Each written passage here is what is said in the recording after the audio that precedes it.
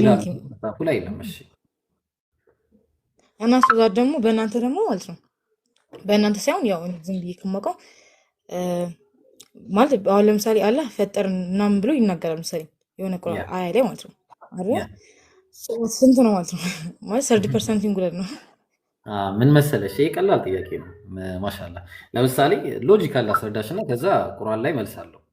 ሎጂካሊ ለምሳሌ ፊያሜታ እንዴት ነህ ስትይኝ አለን ካልኩኝ እኔ አለን ስላልኩኝ ብዙ ነኝ ማለት አይደለ? አለን እንደዛ እንላለን እኮ ስናወራ እንዴት ነህ? ኧረ አለን እባክህ እንዴት ነው ሁሉ ሰላም ምናምን እንደዚህ አይነት ንግግሮችን እናገራለን። ይሄ በቃ አነጋገር ዘዬ ነው። አሁን ለምሳሌ አረብኛ ላይ ብትሄጂ ነቢያችን ሰለላሁ ዐለይሂ ወሰለም ከመላካቸው በፊት ራሱ ይሄን አጠቃቀም ይጠቀሙበት ነበር። ለምሳሌ ግጥሞች ላይ፣ ከባባድ ግጥሞች ላይ አረቦች በጣም ገጣሚዎች ናቸው እና ለምሳሌ ከተገጠሙ ግጥሞች መካከል አምር ኢብኑ ኩልቱም የተባለ ሰው ሙዓለቃት በሚለው ግጥሙ ማለት ሙዓለቃት ተብለው የሚንጠለጠሉ ግጥሞች አሉ። የት ላይ? ከዓባ ላይ ማለት ነው። ከዓባ ላይ ያንጠለጥሏቸው ነበር ያኔ በጃሂልያ። ከዛ ምን ብሎ ገጠመ መሰለሽ? ቂፊ ቀብለ ተፈሩቂ ያ ضعينا نخبرك اليقين وتخبرين አላት። ምን አለ? አንቺ ضعينا የምትባየው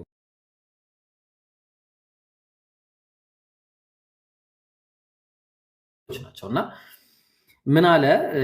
እስቲ ከመሄደሽ በፊት ቀብለ ተፈሩቂ ያ ضعينا አረጋጊ፣ ቆይ እስቲ ከመለያየታችን በፊት እስቲ እናውራበት አላት። ኑኸቢርኪ ልየቂነ እንነግርሻለን እውነቱን፣ ወቱኽቢሪና አንቺም ትነግሪናለሽ አለ። የሚነግረው እሱ ነው፣ የምትናገረው እሷ ነች። የሚሰማውም አንድ ሰው ነው፣ የሚናገረውም አንድ ነው። ግን እንነግርሻለን ትነግሪናለሽ በማለት ይጠቀማሉ። ተግባባን። ቁርአን ላይ ደግሞ ስንመጣ በተመሳሳይ ሁኔታ ፊያሜታ ስልክ ገብቶብሽ ነው እንዳለፋ ደግሞ የምናወራውን ነገር። እሺ ሌላኛው ደግሞ ቁርአን ላይ አላህ ሱብሓነሁ ወተዓላ እሱ ብቻ አይደለም የሚጠቀመው ይህንን አነጋገር። ለምሳሌ ማን ይጠቀመዋል ብለን ካልን ነቢዩላህ ወደዛ ስትሄጂ ላይሰማ ይችላል። እሺ ስልክ እያስቸገረሽ ነው ወይስ ልቀጥል? ፊያሜታ አለሽ አለሽ? ፊያሜታ በዚህ ነው ዝም ያልኩት። ዮ አለሽ? አሎ ስልክ ይቆብኝ። ለዛ ነው እኮ። እና ቁርአን ላይ ደግሞ በተመሳሳይ ሁኔታ ከአላህ ውጪ እኛ ብለው አንድ ፐርሰን እኛ በማለት የተጠቀሙ ሰዎች አሉ፣ ነቢያቶችም አሉ። ለምሳሌ ሱለይማን ምን አለ? አላህ ሲነግረን ምን አለ መሰለሽ? ዑሊምና መንጢቀ ጠይር አለ። የወፍን ቋንቋ ተስተማርኩ ከማለት ውጪ ምን አለ? ተስተማርን አለ። የወፍ ቋንቋ የተማረው ማን ነው? በቁርአን ላይ ሱለይማን አለይሂ ሰላም ነው። ስለዚህ ተስተማርን በማለት ፋንታ ማን ነው? ተስተማርኩኝ በማለት ፋንታ ተስተማርን እያለ ይናገራል። ስለዚህ ስንት ፐርሰን ሆኖ ሲባል 1% ነው፣ ግን ራሱን በብዜት ይናገራል። ለምን? እመጣልሻለሁ። ሌላ ሁለተኛ ሰው ልጥቀስልሽ። ቁርአን ላይ ኸድር አለይሂ ሰላም ምን ይላል? ምን እያለ ይናገራል መሰለሽ? ፈኸሺና አን ዩርሂቀሁማ ጡግያና ወኩፍራ ይላል ምዕራፍ 18 ላይ።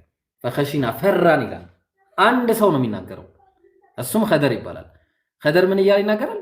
ኸሺና ኸሺቱ በማለት ፋንታ ፈራሁኝ በማለት ፋንታ ኸሺና ፈራን እያለ ይናገራል ማለት ነው። ለምንድን ነው የሚለውን እንምጣ። ለምንድን ነው የሚለውን ስንመጣ ወደ ቁም ነገሩ በቋንቋ ላይ ኢራደቱ ተዕዚም ማለትም ኢራደቱ ተዕዚም ጊዜ ተዕዚምን በመፈለግ ጊዜ ማለትም ታላቅነትን፣ የበላይነትን፣ ልቅናን፣ ከፍታን ለማሳየት ሲፈልግ አንድ ማንነት ራሱን በብዜት መግለጽ ይችላል። ይሄ በእንግሊዝኛው ፕሉራል ኦፍ አምፕሊቲዩድ በመባል ይታወቃል። ተግባባን። ራስን አልቆ መናገር ማለት ነው። ይሄ ደግሞ በቁርአን ላይ ብቻ ሳይሆን በባይብል ላይ አለ። ለምሳሌ ዘጸአት 7:1 ላይ ምን በማለት ይናገራል? እግዚአብሔር ሲናገር ሙሴን እግዚአብሔር በፈርዖን ላይ ምን አደረገው? አማልክት አድርጌአለሁ ይሏል። ኤሎሂም ነው የሚለው ዕብራይስጡ። ኤሎሂም ማለት አማልክት ነው። አማልክት ስለተባለ ታዲያ ሙሴ ብዜት ነው ማለት ነው እንዴ ሲባል ነው አይደለም። ተግባባን። እግዚአብሔርም አንድ እግዚአብሔር ሆኖ ሳለ ራሱን ምን እያለ ይናገራል? ዘፍጥረት 1:1 ላይ እግዚአብሔር በመጀመሪያ ኤሎሂም ሰማይና ምድርን ፈጠረ ይላል። ኤሎሂም ማለት አማልክት ነው። ስለዚህ በመጀመሪያም አማልክት እግዚአብሔር አማልክት ነው እንዴ ሲባል ነው አምላክ ነው እግዚአብሔር። ስለዚህ አማልክት ለምን አለ ሲባል ማጀስቲን ነው የሚያመለክተው። ታላቅነትን ነው የሚያመለክተው። ተግባባን። ስለዚህ አንጻር ማን ነው ከዚህ አንጻር ነው ንግግሩ ማለት ነው። ግልጽ ነው አይደለ ፊያሜታ?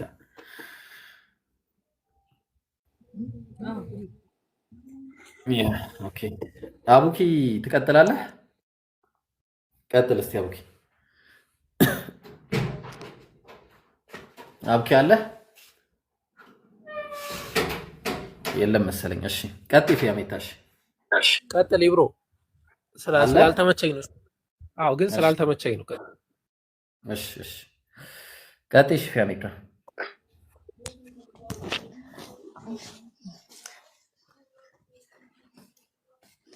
አለ ሌላ ስለ ትናንትና ጠቀስኩልህ ጥቅስ ማለት ነው። ሳታብራራለህ አልፋና ኦሜጋ እኔ ነኝ። አብራራለሽ እሱም አልፋና ኦሜጋ ያለው እኮ ከቁጥር 1 ጀምሬ እኮ አብራራለሽ። ቁጥር 1 ላይ ምን ይላል? ዘፍጥረት ማለት እዚህ ላይ ግን ከመግባታችን በፊት አንድ ሎጂካል የሆነ ጥያቄ ልጠይቅሽ ከይቅርታ ጋር። እሺ ሎጂካል። ለምሳሌ አምላክ ፍትሃዊ ነው አይደል ፊያሜታ? አዎ። አንቺ ባልሰማሽው፣ ባላየሽው፣ ባልተባበርሽው፣ ባልነበርሽበት ምንም በማታውቂው ሁኔታ ይጠይቀኛል ብለሽ ታምኛለሽ አምላክ? አይ ስማ የለም። ግን ያው የእንትን ኃጢአት የሚባል ነገር አለ። የውርስ ኃጢአት ምን ማለት ነው? እሱ ራሱ ቢሆን አንቺ የማታውቂውን ኃጢአት ያልሰራሽውን ያልተባበርሽውን ኃጢአት ትወርሻለሽ? እሱ ራሱ ቢሆን አይ እንደዛ ሳይሆን ወይስ በሰራሽው ነው የምትጠየቂ?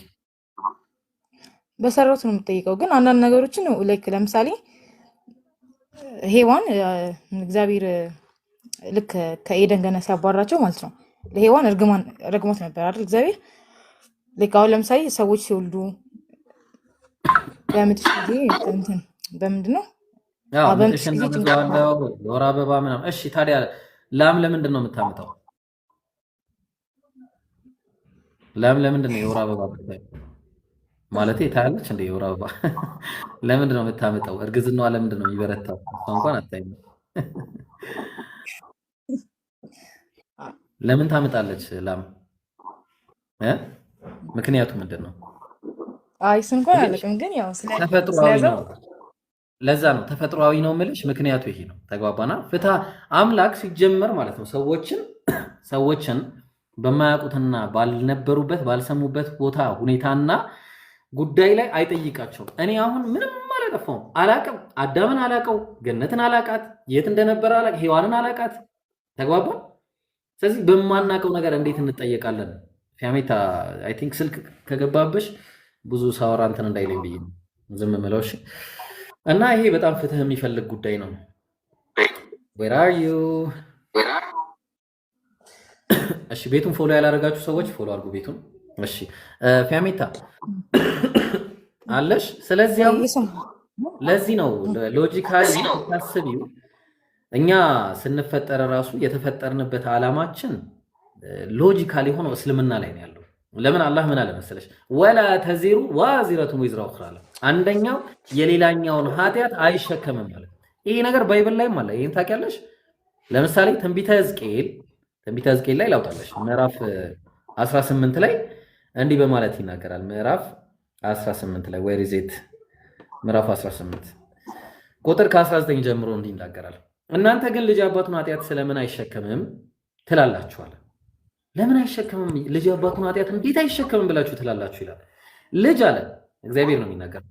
ፍርድንና ቅንን ነገር ባደረገ ትእዛዝንም ሁሉ በጠበቀና ባደረገ ጊዜ ፈጽሞ በሕይወት ይኖራል። ሞት የሚባል ነገር የለም። የአባቱን ወንጀል አይሸከምም። ቀጠለ። ኃጢአት የምትሰራ ነፍስ አለ እርሷ ትሞታለች። ኃጢአት የምትሰራ ነፍስ ልጅ የአባቱን ኃጢአት አይሸከምም አለ እግዚአብሔር ነው የሚለው። ልብ አድርጊ። አባትም የልጁን ኃጢአት አይሸከምም። እኛ የአዳም ልጆች ነን፣ አዳም የኛ አባት። ስለዚህ ልጅ የአባቱን ኃጢአት አይሸከምም፣ አባትም የልጁን ኃጢአት አይሸከምም። የጻድቁ ጽድቅ በራሱ ላይ ይሆናል አለ። የጻድቁ ጽድቅ የኃጢአተኛውም ኃጢአት በራሱ ላይ ይሆናል አለ። አለቀ። አየሽው? ከዛ ቀጠለና እግዚአብሔር ምን አለ? ኃጢአተኛውም ካደረጋት ኃጢአት ሁሉ ቢመለስ ትእዛዜንም ሁሉ ቢጠብቅ ፍርድንና ቅን ነገርንም ቢያደርግ ፈጽሞ በሕይወት ይኖራል እንጂ አይሞትም አለ። በቃ ይሄ ፍትህ ነው፣ እውነትም ፍትህ ነው አይደለም? ፊያሜታ ይሄ ፍትህ አይደለም አይደል? ፊያሜታ ሚዩት አረካት አቡ ሜሳ ሳታውቅ ሲያስተጋባ ጊዜ ነው። እሺ ልልቀቅላት። እሺ ፊያሜታ ይሄ አሁን ፍትህ አይደለም እኮ እሱማ ነው። ግን ያው ቅድም ባልከው ማለት ነው በእርግማኑ ነው እኮ እርግማኑ እኔ ምን አጠፋው ነው ጥያቄው እኮ። ለምሳሌ አሁን እርግማን እግዚአብሔር ሲናገር አባቶች ስለ ልጆች አይገደሉ፣ ልጆችም ስለ አባቶች አይገደሉ ይላል። ሁሉም እያንዳንዱ በኃጢአቱ ይገደል ይላል። ታዲያ ይሄ ህግ አይሰራም? ለዛ ሲሆን ሲጀመር እኔ ምን አጠፋው ነው ጥያቄ። እኔ የአዳም ልጅ ነኝ እንጂ አዳም አይደለሁም። ተግባባን? አዳም ራሱን የቻለ ኃጢአት ሰርቷል። አዎ ሰርቶ ነበረ። ማለትም ኃጢአት የሆነ ስህተትን ተሳስቷል። እስልምና ላይ ይሄ ቪው በጣም የሚለይ ቪው ነው። በጣም የሚገርም ሎጂካል የሆነ አእምሮ የሚቀበለው ነገር። አላህ ምን አለ መሰለሽ ቁርአን ላይ ገና ከጅምሩ አላህ በሱረቱል በቀራ ምዕራፍ 2 ቁጥር 30 ላይ ምን አለ? ወኢዝ ቃለ ረቡከ ሊልመላኢካ ለመላእክትም ባላቸው ጊዜ አስታውስ። ያኔ ገና ሰው ሳይፈጠር ማለት ነው። አላህ ምን አለ? ኢኒ ጃዒሉ ፊል አርዲ ኸሊፋ አለ። እኔ በምድር ላይ ተተኪን አድራጊ ነኝ አለ። ስለዚህ ምድርን የሚገዛት ህዝብ እንዲኖር ሰዎችን ሊፈጥር ሰውን ሊፈጥር እንደሆነ ሐሳብ አቀረበላቸው ለመላእክቶች ማለት ነው፣ ለመላእክቶች። ስለዚህ አመጣጣችን ራሱ ለምድር ነበረ። ግን እንዴት መማር እንዳለበት ደግሞ ሊያሳየን ጀነት ውስጥ ምን አስቀመጠለት? እንትና ዕፀ በለሷን አስቀመጣት። ያቺ የምትበላዋን ነገር አትብሉ ያላቸው። ከዛ ምን አለ? ከዚህ በበላችሁ ቀን አለ ራሳችሁን ትበድላላችሁ፣ ትሞታላችሁ አላላቸው። ከበዳዮች ትሆናላችሁ አላቸው። ከዛም በኋላ ልብሳችሁንም የምታጡ ትሆናላችሁ አላቸው። ሞትን ትሞታላችሁ አላላቸው። ከዛ በኋላ ተሳሳተ። ፈደላሁማ ቢጉሩር ሰይጣን ምን አረጋቸው? አሳሳታቸው፣ አታለላቸው። ተግባባን? እናንተ ከመላእክት ወይ ደግሞ ከዘውታሪዎች እንዳትሆኑ እንጂ አላህ አልከለከላችሁም ይሄንን ነገር እንዳትበሉ አላቸው። የዛን ጊዜ ተታለሉና በሉት። ወዲያውኑም እንደበሉት ልብሳቸውን አጡ፣ ከበዳዮችም ሆኑ። የዛን ጊዜ ምን አሉ? ወዲያውኑ ጌታቸውን ረበና ጌታችን ሆይ ዘለምና አንፉሰና ራሳችንን በድለናል፣ ፈኢለም ተግፊር ለና ባትምረን፣ ወተርሐምና ባታዝንልንም ለነኩነነ ሚነል ኻሲሪን ከከሳሪዎች እንሆናለን አሉ። ወዲያውኑም አላህ ምን አረጋቸው? ፈተለቃ አደሙ ሚን ረቢሂ ከሊማት ለአደምም አላህ የማህርታን ቃል አወረደለት አሉ። ማህርታን በቃ ማረው ማለት ነው ወዲያውኑ። ግን መማሩ ብቻ ሳይሆን ልብስ ደግሞ ያጡትን ልብስ ዱንያ ላይ ደግሞ ምን አይነት ልብስ መልበስ እንዳለባቸው አላህ ነገራቸው እዛ ቁርአን ላይ። ተግባባን? ቁርአን ላይ ማለት ነው። ግልጽ ነው። ከዛ በኋላ ግን አላህ ሱብሓነሁ ወተዓላ ምንድን ያደረገው? ለምድር ስለፈጠራቸው ገና ከጅምሩ እህቢጡ ሚንሃ ጀሚዓን ሁላችሁም ከዚህ ምድር ውረዱ ማለት ነው፣ ከዚህች ጀነት ውረዱ አላቸው። ለምን? የተፈጠሩ ራሱ ለምንድን ነውና ለምድር ነውና አለ መጀመሪያው። ስለዚህ ወዲያውኑ ወደ ምድር ወረዱ። ፊሃ ተሕየውነ በውስጧም ትኖራላችሁ፣ ወፊሃ ተሙቱን በዛም ትሞታላችሁ፣ ወሚንሃ ቱኽረጁን ታረተን ኡኽራ ከዛም ድጋሚ ከዛው አወጣችኋለሁ አለ። ተግባባን? ከምድር ማለት ነው። ድጋሚ መልካም የሰራ ጀነትን ይሰጠዋል፣ መጥፎ የሰራ ደግሞ ጀሃነም ይገባል ማለት ነው። ማንም ሲወለድ የሚወለደው በእስልምና ጎዳና ላይ ሆኖ ይወለዳል። ንጹህ ሆኖ ነው የሚወለደው። ወንጀል ውርስ የሚባል ነገር የማያውቀው ነገር የሚወርሰው ምናምን የለም። አዳምም በነፃ ምርጫው ነው የበላው። እኔም በነፃ ምርጫዬ ነው ይህንን ነገር አንስቼ ከፈለኩኝ ሰው መመታበት ነፃ ምርጫ ነው ያለን ሁላችንም። ስለዚህ በዚህ በነፃ ምርጫችን ነው የምንኖረው እንጂ ራሳችን በማናቀው ወንጀል ተሸክመን አንመጣም። ሎጂካል ነው። ተግባባን? ስለዚህ ይሄንን ይመስላል። እስቲ አሁን ከሁለቱ ሎጂካል አሁን እዛ ጋር ደግሞ ስትመጪ አዳምና ሔዋን አጠፉ ጥፋት፣ ሞትን ትሞታለህ አለ። እሺ ሞትን ሞተ።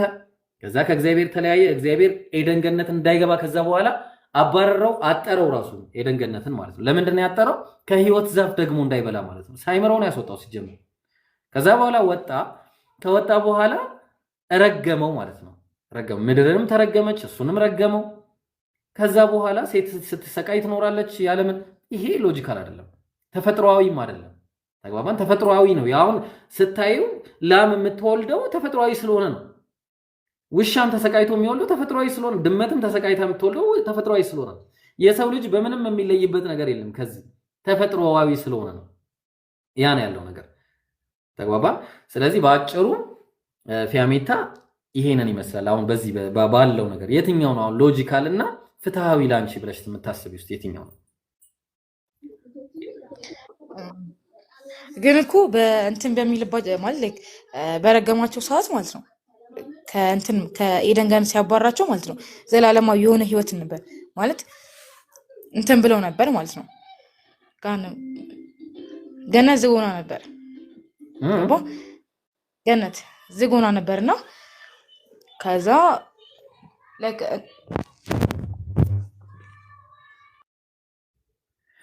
እሺ 20% አላህ መብራቱን ያምጣው ዛሬ ምን አይነት እንደገና። እሺ ፊያሜታ ሰው መጥቶባት ነው መሰለኝ። ሰው ሰላም ልበል እስከዛ። ሰላም አለይኩም ወራህመቱላህ። አብሩ መይሳ እንዴት ነህ ኡስታዝ? ወአለይኩም ሰላም ወራህመቱላሂ ወበረካቱ። ብሮ እንዴት ነህ? ሰላም ነው? አልሐምዱሊላህ አለን። ሰላም አለይኩም ወራህመቱላህ። ሸጄ የሉም መሰለኝ። እሺ ፊያሜታ መጣሽ? እሺ መጣሁ። እና ምን እያልኩ ነበር? ምን ነበር ጥያቄ? ለምንድን ነው ፍትሃዊ የትኛው ነው? ፍትሃዊ ነው በአጭሩ። አንቺ የማታውቂውና ያልሰማሽውና ያልተቀበልሽውን ነገር መቀበሉ አግባብ አይደለም። ተግባባን? በቃ አሁን አንቺ ልጄ እኔ በማላውቀው ነገር ልትጠየቅ አይገባትም፣ አይገባውም። በቃ እኔ የሰራሁት እኔ ነኝ የምቀጣው። ተግባባን? ያ ነው ያለው ነገር። ኢቨን እግዚአብሔር እኮ ይሄ ብቻ ሳይሆን በፍትህ ጉዳይ ላይ ለምሳሌ ፍትህ ጉዳይ ላይ ስናነሳ ብዙ ነገር የምናነሳው ነገር አለ። ተግባባን? ምንድነው የምናነሳው ጉዳይ? ለምሳሌ አንድ ጥቅስ ልንገርሽ። እስቲ አንቺ ባላለሽ እንበል ሌትስ አስዩም። እሺ ካለሽም ማለት ከሌለሽም አላህ ሙስሊም አድርጎ ሳሌ ሆነ ባልን ይስጥሽ እና ፊያሜታ እስቲ ሌትስ ሴይ እና ባልሽ በአንቺ ላይ ማገጠ እንበል። አያርገው ወደፊት አያርግብሽ እንበል እና ከዛ ማገጠ። ተበድለሻል አልተበደልሽም? ባልሽ አንቺን በድሏል አልበደለም? በድሏል። ኦልራይት። አንቺ ተበድለሽ ስታበቂ ልብ አድርጊ። እግዚአብሔር ደግሞ ዳዊትን ዳዊት አልኩኝ፣ ባልሽን ስለሚወደው ብቻ ምን ያደርጋል? ይመጣና በቀሉን አንቺ ላይ ነው የሚበቀለው ማለት ነው። ምንድነው የሚያደርገው? እሱ የሰው ሚስት ስለደፈረ አንቺን አደባባይ ላይ ያስወጣሽና ፀሐይ ላይ ማለት ነው አደባባይ ህዝብ ፊት ያስደፍርሻል። ትቀበያለሽ? ይሄ ፍትሃዊ ነው? ፍትሃዊ ነው? አይ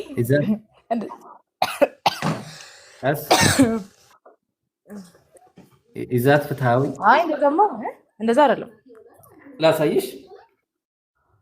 እሺ አሁን ለምሳሌ እንግዲህ ምክንያቱም ስለ ፍትህ ነው ቅድምም ጥያቄ ስላነሳሽ እዚህ ላይ ማውራት ስላለብን ብዬ ነው። ለምሳሌ ሁለተኛ ሳሙኤል ላይ ነው የጥቅስ ያለው ምዕራፍ ከ11 ይጀምራል።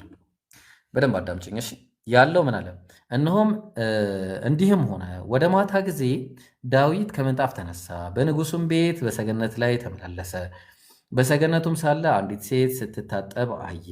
ዳዊት ሚስቶች አሉት፣ ልብ አድርጊ እሺ። አንድ ሚስት አይደለም ያለው። ሴቲቱም መልከ መልካም ነበረች። ዳዊትም ልኮ ስለ ሴቲቱ ጠየቀ። ምን አለ? አንድም ሰው ይህቺ የኤልያብ ልጅ የኬጢያዊ የኦርዮ ሚስት አይደለችምን ብሎ የቤርሳቤህ አይደለችምን አለው። የሰው ሚስት ነች አለው። ዳዊትም አይመለከተኝም አለ። በቃ ዳዊትም መልእክተኛ ልኮ አስመጣት። ወደ እርሱም ገባች። ከእርክሰቷም ነቅታ ስለነበረ ወር አበባ ላይ ስላልነበረች ከእርሷ ጋር ተኛለ። ወደ ቤቷም ተመላለሰች። ወደ ቤቷም ተመለሰች። ሴቲቱም አረገዘች። አሁን ሌላ ችግር መጣ፣ እርግዝና መጣ። አየሽ፣ ስታረግዝ ባልየው ጦርነት ላይ ነበር ሄዷል። ሲመጣ ምን ሊለኝ ይችላል የሚለው ወደ ዳዊትም አርግዣለሁ ብላ መጣች። አሁን በቃ ዳዊት ሌላ ዲሲዥን ሜክ ሊያደርግ ነው። ምንድነው? በነጋም ጊዜ ዳዊት ለኦሪዮ ደብዳቤ ጻፈ። ኦሪዮ ማለት የወታደሮቹ ጀነራል፣ ለጀነራሉ ማለት ነው። በኦሪዮም እጅ ከዛ በኦሪዮም ልጅ እጅ ላከው። በቃ ይሄ በባልየው እጅ ማለት ነው፣ ለጀነራሉ ማለት ነው። በደብዳቤውም ኦሪዮም በጽኑ ሰልፍ ባለበት በፊተኛው ስፍራ አቁሙት። ከዛ በኋላ ተመቶም ይሞት ዘንድ ከኋላው ሽሹ አለ። እንደተባለውም አስገደለው ማለት ነው። በቃ ሞተ። ያው ሞተ፣ እዚህ ጋር ኦሪዮ ሞተ። አሁን እግዚአብሔር ምንድነው የሚፈርደው ነው ጥያቄ። ሁለት ወንጀሎች ከባባድ ወንጀሎችን ነብይ ነው እንዲህ አይነት ስራ መስራትም አልነበረበትም በመጀመሪያው ደረጃ። ስለዚህ ምንድነው የሚፈርደው የሚለውን እኔ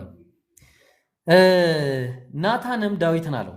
በናታን አፍ ዳዊት ነው እግዚአብሔር ነው የሚናገረው። ያ ሰው አንተ ነህ አለው። የእስራኤል አምላክ እግዚአብሔር እንዲህ ይላል አለ። እግዚአብሔር እንዲህ ይላል በእስራኤል ላይ ንጉሥ ልትሆን ቀባው፣ ከሳኦልም ልጅ እጅ አዳንኩ አለው። የጌታህንም ቤት ሰጠዋል። እግዚአብሔር ነው የሚለው። የጌታህንም ሚስቶች በብብት ጣልኩልህ። ሚስቶች ሰጠው እግዚአብሔር ለዳዊት። እንደገና የጌታውን ቤት ሰጠው። የእስራኤልና የይሁዳን ቤት ሰጠውሃል። ይህም አንሶ ቢሆን ኖሮ የበለጠ እጨምርልህ ነበር ሚስት ቢያንስ ራሱ። አሁን አለ በፊቱ ክፉን ትሰራ ዘንድ የእግዚአብሔርን ነገር ለምን አቃለልክ አለው። ኬጢያዊ ኦርዮን በሰይፍ መታሃል፣ ሚስቱንም ለአንተ ሚስት ትሆነ ዘንድ ወስደሃል። ሚስቶች ሰጥቼ እግዚአብሔር እርሱም በአሞን ልጆች ሰይፍ ገለሃል አለው። ስለዚህ ምንድን ነው አሁን የሚፈርደው ፍርድ? ስለዚህ አቃለኛልና ኬጢያዊውንም ኦርዮንም ሚስት ለአንተ ሚስት ትሆነ ዘንድ ወስደሃልና ለዘላለም ሰይፍ ከቤት አይወጣም አለው። እግዚአብሔር እንዲህ ይላል እነሆ ከቤትህ ክፉ ነገር አስነሳለሁ፣ ሚስቶችህንም በዓይንህ ፊት እወስዳለሁ። ወስዶስ ሚስቶቹን ምን ሊያደርግ ነው? ለዘመድ እሰጣቸዋለሁ። ለዘመዱ ሰጥቶስ ምን ሊያደርግ ነው? በዚህም ፀሐይ ዓይን ፊት አደባባይ ላይ ማለት ነው ከሚስቶችህ ጋር ይተኛል። አንተ ይህን በስውር አድርገኸዋል አለው እግዚአብሔር።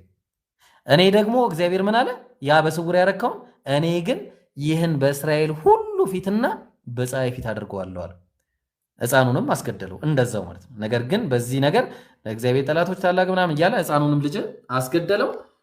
የሚገርም ፍትህ ሰራ። ትቀበያዋለሽ? ይህ ፍትሃዊ ነው? ፊያሜታ ይሄን አምላክ ያደርጋል ብለሽ ታምኛለሽ?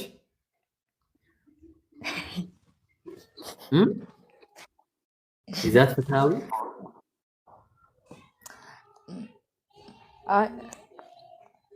አይሆንም። እንዴት ይሆናል እንዴ? በሁለቱም በኩል እኮ ዳዊት እኮ ተጠቃሚ ነው። እዛ ጋር ደፍሯል፣ እዚህ ጋር ደግሞ በቃ ምንም አልሆነም እሱ። አንቺ ትደፈሪያለሽ ሌላ ቦታ ሄደሽ አደባባይ ላይ ምናምን።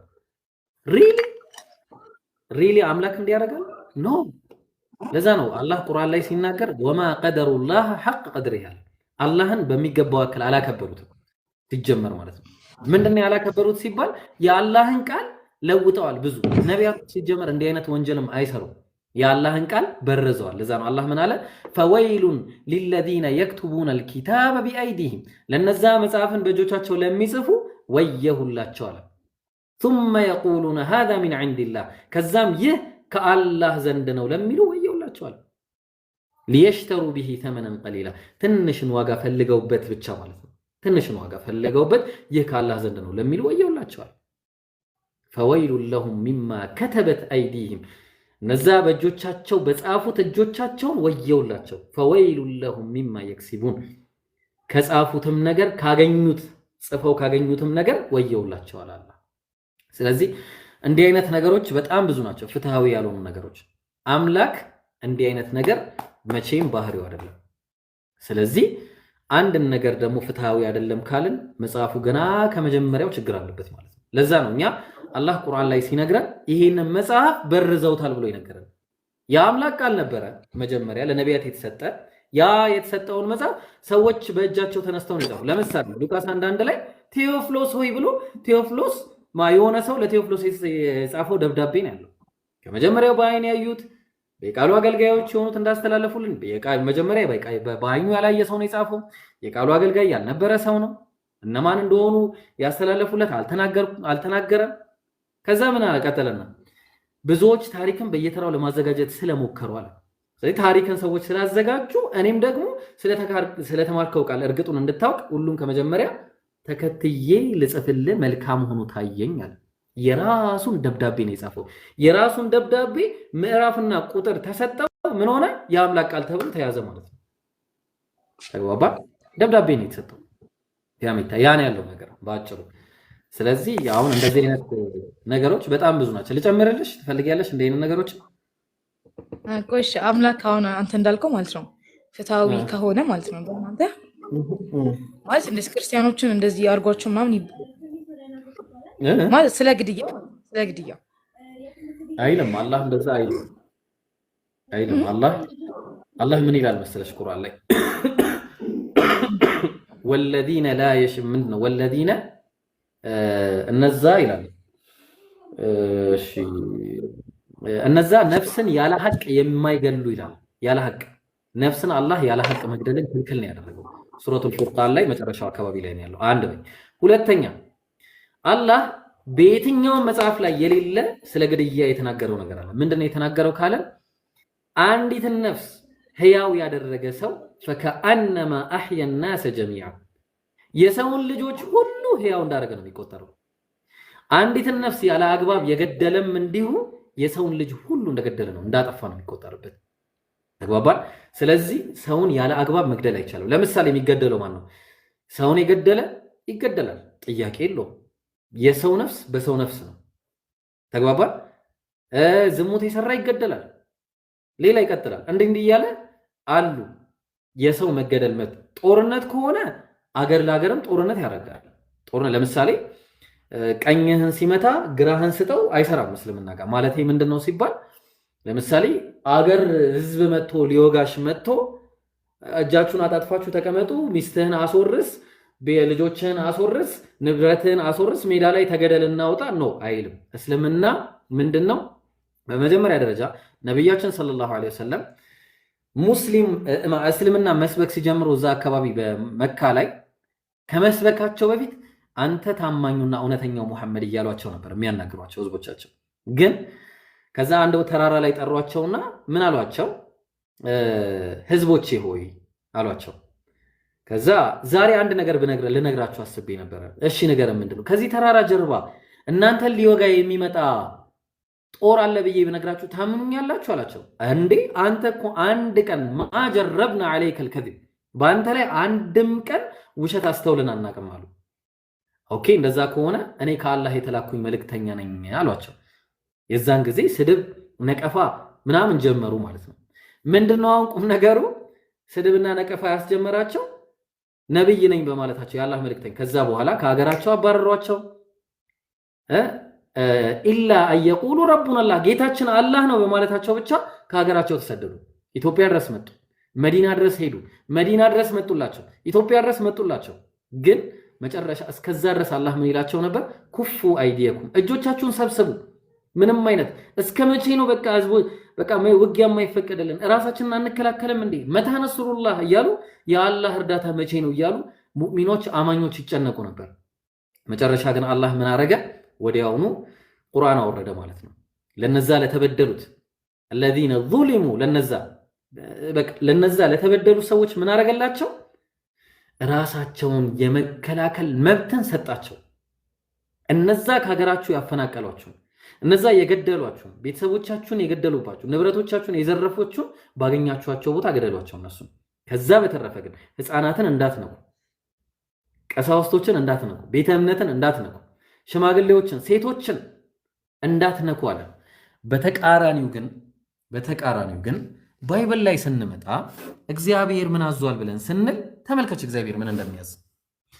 መጽሐፈ ሳሙኤል ምዕራፍ 15 ከቁጥር 1 ጀምሮ ሳሙኤልም ሳኦልን አለው በህዝቡ በእስራኤል ላይ ንጉሥ እንድትሆን እቀባ ዘንድ እግዚአብሔር ላከኝ አለ። ከዛስ እግዚአብሔርን ድምፅ ስማ አለው። ከዛ እግዚአብሔር የሰራዊት ጌታ እግዚአብሔር እንዲህ ይላል አለ እስራኤል ከግብፅ በወጣ ጊዜ አማሌቅ በመንገድ እየተቃወመ ያደረገበትን እበቀላለሁ። እስራኤል ማለት ያኔ ማለት ነው። ያኔ ከ400 ዓመታት በፊት የነበረ ታሪክን እግዚአብሔር ያኔ የተቃወመውን ልጆቹ ላይ ሊበቀል ነው። ያው ከዛ ምን ይላል? ሂድና አሁንም ሄደ አማሌቅ ምታ አለው እግዚአብሔር።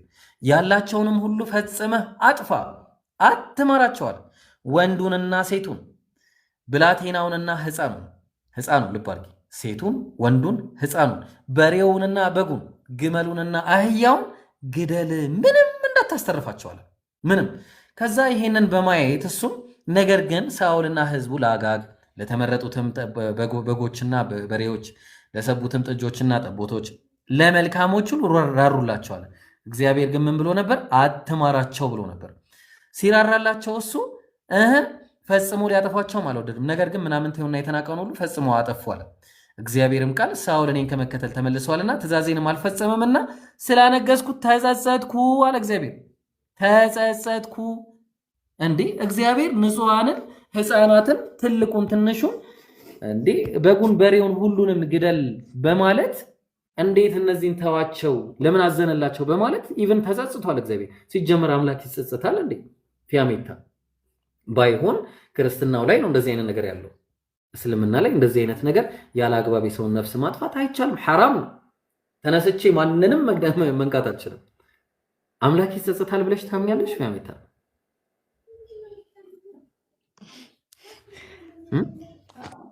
አይ ስማ አይጸጸትም። እንዴት አምላክ ተጸጸተ ይላል መጽሐፉ? አሁን ለዚህ ነው ገና ከጅምሩ የመለኮት እሳቤ ላይ ራሱ ችግር አለበት የምንለው ያለ ምክንያት አይደለም። የመለኮት አምላክ አለ ተብሎ አንድ አምላክ ተብሎ እንኳን ስለ አብ እንኳን ቢወራ የአምላክ ጉዳይ ላይ ራሱ ጸጸት በሚል ነገር እናያለን። ጸጸት እንዴት አምላክ ሰው ነው አምላክ እንዴ? አምላክ እኮ የዓለማት ጌታ የሩቁ ሚስጥር ወደፊቱን የዋለውን አዋቂ እኮ ነው። እንደሚያጠፋቸው አያውቅም። እሺ እንደማያጠፋቸው ስለማያውቅ ነው የተጸጸተው።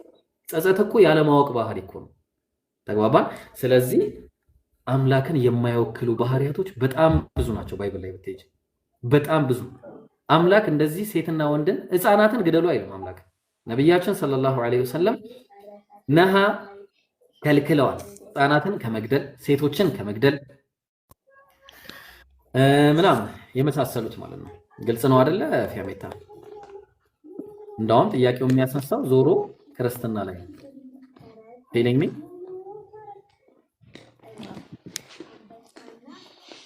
ስለ እስልምና ላስረዳሽ አሁን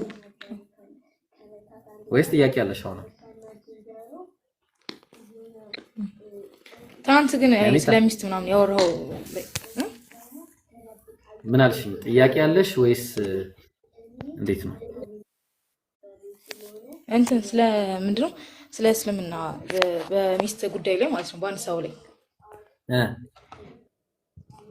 ለምሳሌ እንዳልከው 4 ሰዎች የሚያገባ ከሆነ ባልየው ማለት ነው።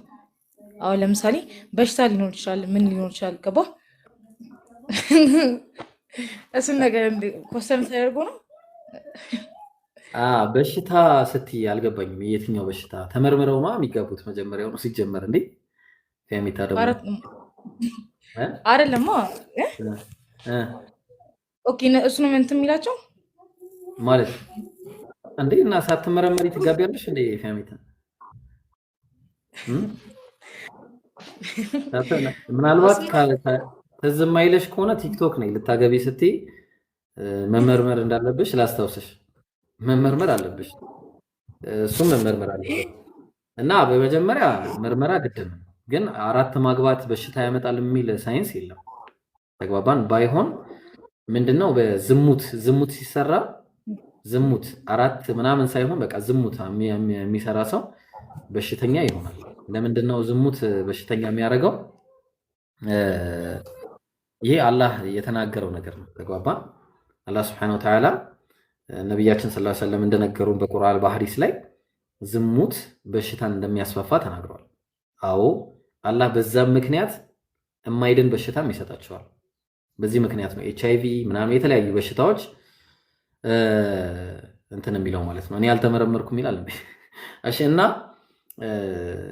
እንዳውም ችግር የሚመጣው ሁሉም ሰው አንዳንድ ካገባ ፊያሜታ ሁሉም ሰው እስቲ ተራ በተራ ይድረሳችሁ፣ መጨረሻ አንቺ ይድረስሽ ቢባል ትቀበያለሽ? መጨረሻ አንቺ ይድረስሽ፣ ሁሉም ሰው ይጋባ፣ ዓለም ላይ ያለው ወንድና ሴት ሁሉም ይጋባ፣ መጨረሻ አንቺ ይድረስ፣ ትስማሚያለሽ? አታገኝም ባል ወላሂ አታገኝም። ባል አታገኝም። ለምን? ቁጥራችሁ ብዙ ነው እናንተ። ተግባባ? ባል አታገኝም። ሁለተኛ ነገር ደግሞ እግዚአብሔርም የፈቀደው ነገር ባይብል ላይ፣ ሶስተኛው ነገር ነቢያቶችም ሲጋቡበት እግዚአብሔር አንድም ቀን ያልጠየቃቸው ነገር ነው። ነቢያት የተባሉ ሆነው እስቲ ከአንድ በላይ የሌለው ሚስት የሌለው ካለ እስቲ እንይ እስቲ። ያውም ያጎት ልጅ ምናምን ያገቡት እህቱን ያገባ ነብይ አለ። ግን ምንድነው ያው እህቱን አገባ ስለሽ ለምሳሌ አብርሃም እህቱን ያገባው ባይብል ላይ ብትሄጂ ማለት ነው። ግልጽ ነው። ስለዚህ ይሄንን ይመስላል ማለት ነው። ሚስት ምናምን ቁም ነገሩ ለምንድን ዋናው ፖይንት ላይ እናውራ ፊያሜታ፣ ዋናው ነጥቡ ላይ እናውራ፣ የአምላክ ሐሳቤ ላይ እናውራ። ሚስት ምናምን ከዛ በኋላ የሚደርስ ነገር ነው እንደ ጥያቄ እንሳ ሐሳቡ ላይ ካወራን መጀመሪያ ከዛ በኋላ ይደርሳል አይመስልሽም?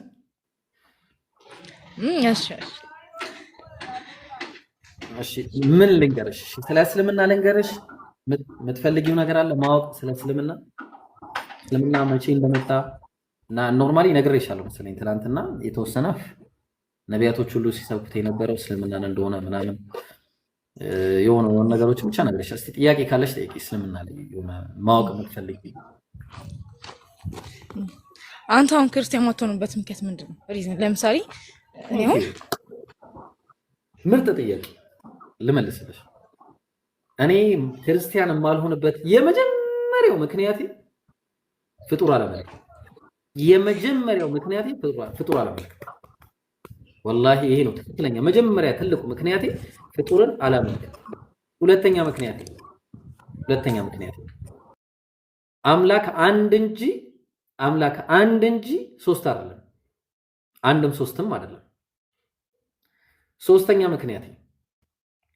ምክንያቴ አምላክ ለሰው ልጆች ኃጢአት ሲል ራሱን መግደል ወይ ደግሞ ልጁን መግደል የለበትም። ለምሳሌ ፊያሜታ አንድ ሎጂካል የሆነ ጥያቄ ልጠይቅሽ። ፊያሜታ ልጅ አለሽ እንበል። እሺ ልጅ አለሽ እንበል። የምትወጂው ወይ እህትሽ አለች ትንሽ ታናሽ እህት ወይ ደግሞ ወንድም አለሽ የምትወጂው? አለኝ። በጣም እንግዲህ ልባል ታናሽ ማለት ለዛ ለወንድምሽ ወይ ለእህትሽ ልጅ የለሽም ብዬ ስላሰብኩ ነው። እሺ እንዴ ብለሽ ልጅ ቢኖርሽ ልጅ ያለው ሰው ያውቀዋል። ምናልባት እነሱ ብጠይቃቸው እና ያንን ልጅ አንቺ እኔን ለማዳን አንቺ ራስሽን ነው የምታጠፊው ወይስ ልጅ ወንድምሽን ነው የምትልኪው? ሂድና ሙት ብለሽ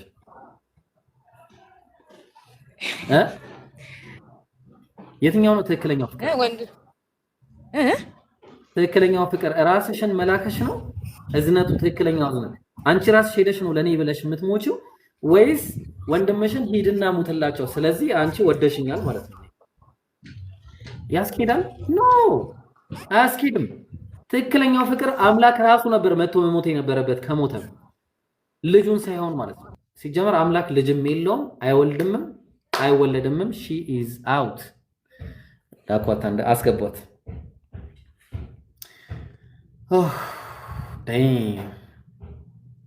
ፊያሜታ ኔትወርክ ይሆናል ምናልባት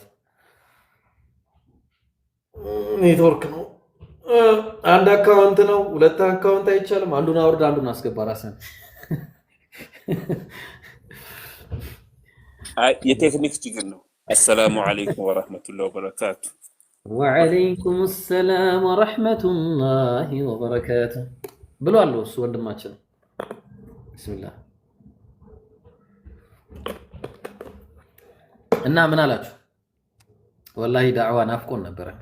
አልሐምዱሊላህ ማታ እንዴት እንደተቃጠልኩ ማለት ነው። ኔትወርክ ሀቂቃ በጣም ነው የተቃጠልኩት። ስልኩ ዝም አላለም። ዝም በቃ ኔትወርክ እንዳለ እኮ ነው። አንተ ብቻ አይደለም ወላሂ እኔ ከአንድ ሰዓት በኋላ ነው የመጣልኝ። እንደዛ ነው ሙሉ በሙሉ ጠፍቶ ማለት ነው። ሁላችንም ጋር ነው፣ የሁላችንም ጋር ነው። ሲስተሙ ነው ከዛ ከዋናው ነው። አልሐምዱሊላህ በቃ እንደዛ ከሆነ አልሐምዱሊላህ። እኔ አዛ አድርጎኝ ሰካናል። 10 ሰዓት ሙሉ ቁጭ ብዬ ጠብቄ አንተ ላይቭ እኮ ደህና ነገር እኮ ጀምረን የሆነ ልጅ ጥያቄ ጠይቆ በቃ የሌለ በቃ ከዛ እያስረዳሁት እያለ ግግም አላለም እንዴ ላሽ አለኝ። ኔትወርኩ ሳፋሪ ነው አይደል? አዎ ሳፋሪም ኢትዮ ቴሌኮም ብዙ ጊዜ እኛ አካባቢ አይሰራም። ሳፋሪኮም ጨራሽ ኢትዮ ቴሌኮም አትወባክ በኋላ ደግሞ እንትን እንዳትሉኝ ደግሞ ላሽ ግን ለምን ነው አልሐምዱሊላህ ያልከው አልገባኝ። የሌሎቹ ስለጠፋ ነው አልገባኝ። አልሐምዱሊላህ ያልከው ለምን ነው?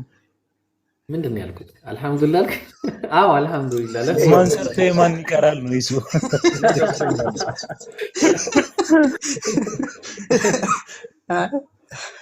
አልሐምዱሊላህ ሲደኩ